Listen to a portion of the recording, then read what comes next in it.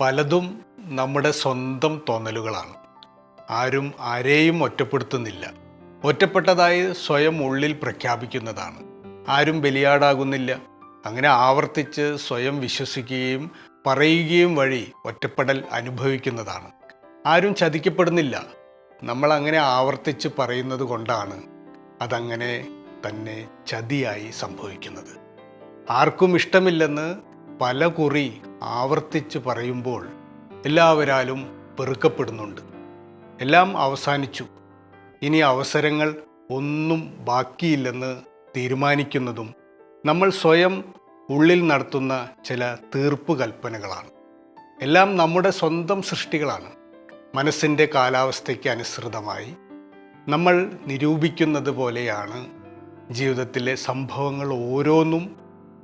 ആപത്തുകളിൽ, വേദനകളിൽ മറ്റുള്ളവരെ പഴിചാരാതിരിക്കുക എന്നതാണ്. ഇന്ന് നല്ല ഒരു ദിവസമാണ്. സ്വന്തം കൃഷ്ണകുമാർ.